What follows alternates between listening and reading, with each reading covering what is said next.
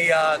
I hope you have a great time of feasting and just remembering and memorializing this time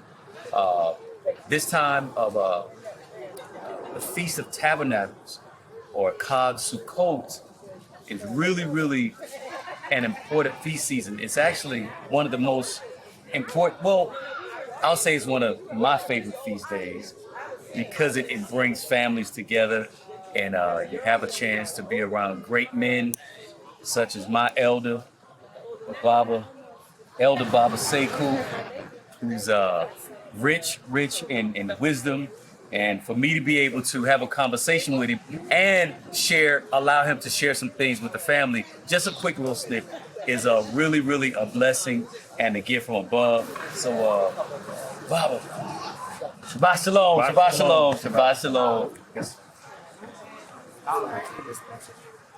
You did, but go ahead, buddy. No, Shabbat Shalom, and just happy to be here. I don't even have the words to express gratitude that I have for the Most High, with the Most High, all the blessings, all the things that He's bestowed upon myself and my family. Just happy to be here, see your face, all the children, engaging, playing, enjoying each other's company. It's a beautiful, beautiful day. That the Most High's good. Hallelujah. Now, you drove down from Philly, which is always I know that's fun. But You make it fun. You got to make it fun. But, that shows a level of commitment, for you to be here on feast days with your family. So how is your family receive these times? Is it one of their favorite feast days? For your Yeah. Well, first of all, we like to move. We like to hit the road. We like the main trip. So that's always a family time, and just being able to talk and be together and always something to share. But Sukkot is definitely my family's favorite feast. Right before I should say Passover. That as well. Sukkot is their favorite. Weeks leading up to the event, they're just counting down the days and how many more days left, and we can leave at the time. It's the same, and we hit the road, and they know imminent at that point. Right. These feast days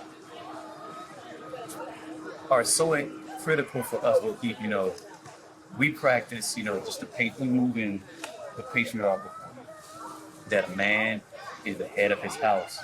So Sukkot actually causes a man to really assess what he has. To how is it, do I need to prepare for 7 days? Or wait, or 3 days, however, it's kept. You may keep 3 with the configuration, maybe 3 or 4 at your house or at another location, but it requires that you do inventory. Right. How important is that for a man as a patriarch to be able to inventory what he has and what's really in his hand to ensure that he has provision for the Right. Well, what it requires, one is just a plan, an outlook, spectacles and stuff. And what these feast days remind us to do as a habit is to always be making provision, assessing methods and things like that. My wife on a day is an engineer. So that's something that we built into our family lifestyle, this idea of everything is in process. We even go everything from the stores of food, things like that. We manage our animals. And we feed them, so it's all in process. What this does is that puts it in, because we have to take a short road, it makes it that much more official. So every year we know these feasties, these gathering days, we're going to have to be up front because we're going to be traveling 15, 16 hours long. Yeah. And so the mistakes are going to be magnified. So it helps us to sharpen our game. And when we come back home, we're even that much more sharp when it comes to how we do at our homes. Do you have a time where you maybe after Sukkot, after a traveling feast day, or just traveling as a family, do you have a time to debrief? Let's look back at what we did and see how we can improve said thing. If we could have done more preparation on the front end or the back end, because you said something key in regards to putting systems and processes in place so that we know what to do and we can measure how we can improve. Is that something that you put in place? Absolutely, we've already started. Certain things that one of the things we do even in all the years is one of the things that either forgot or things that we know that we'll need to make this process, this event that much. So, but yes, when we get back home, we have regular family meetings. Okay. Regular family meetings. And we sit down and that'll be on the agenda, the debrief. And it's, like I said, we go back and deconstruct what happened, trip, the actual event, and then trip home and make recommendations, what people learn, what things on the list that we forgot, things that we'll make that an actual line item on the family meeting. Right. Man, that exposes me. Because I realize that there's so much more that needs to be done. My wife is phenomenal. She moves in a way where she started weeks ago. Mm-hmm. Babe, we got to do this, and she just started buying things, and I learned that I just take my hands off. Yes. And she'll ask me which direction I should go in, or certain choices that need to be made. I'm sorry, food options, buying different sleeping bags, tents, and all that. So when I have someone that has my best interest in heart, I don't have to micromanage it. Let's talk about that aspect. I feel that a man that feels as if he needs to micromanage is a man that is insecure. A man that hasn't been able to motivate those that he serves in that him to do his business. What would you say about that? I would agree with you. I would explain it by saying he hasn't properly assimilated with his wife. Because when two become one, it's just like the left side of your body and the right side of your body. They're coordinated. They work in unison because they're part of one body. Mm-hmm. So when a man properly assimilates with his wife properly assimilates with her husband, they become one union. Mm-hmm. And therefore it becomes not only easier, it becomes natural. Right. It becomes natural to allow the left side to perform its function in conjunction with and in coordination with the right side. So I'm the same way.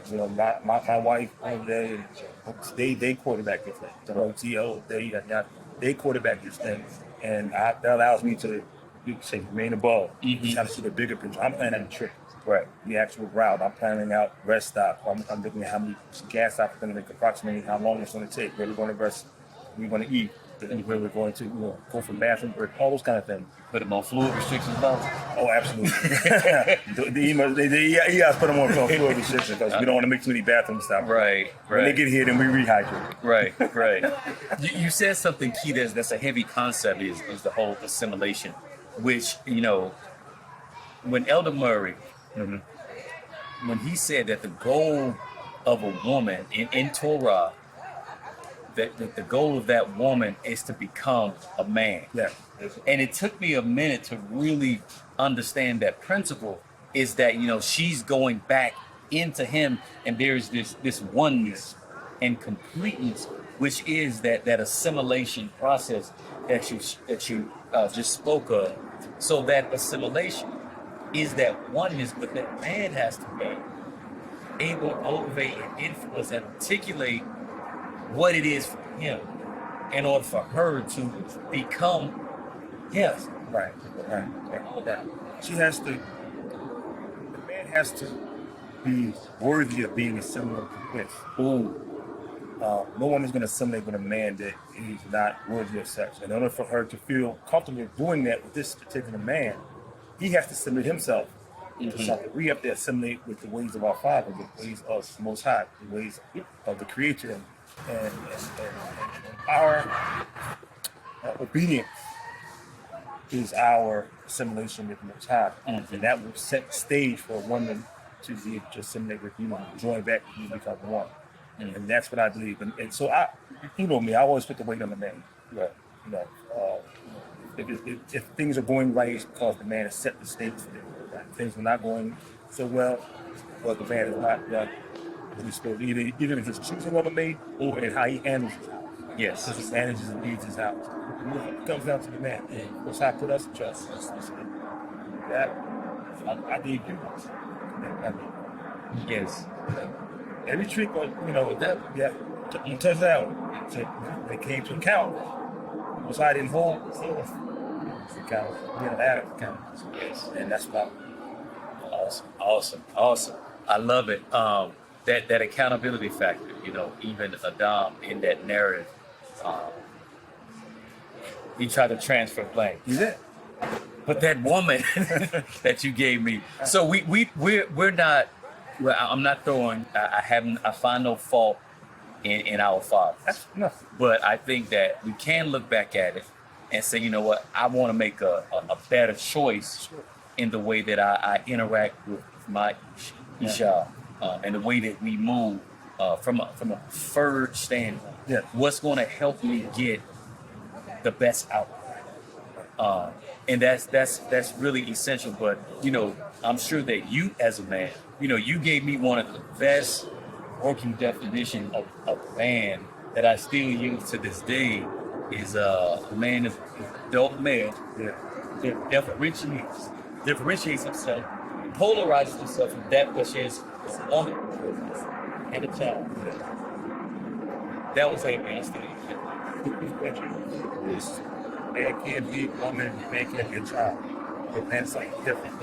He has to polarize himself. I believe more man polarizes himself to be not a female and not a child. The stronger his masculinity, the stronger his manhood will be, the more capable he will be being in line with the Most High, and the better he'll leave his house and his family. That's good. All right, we just giving y'all a quick little snippet.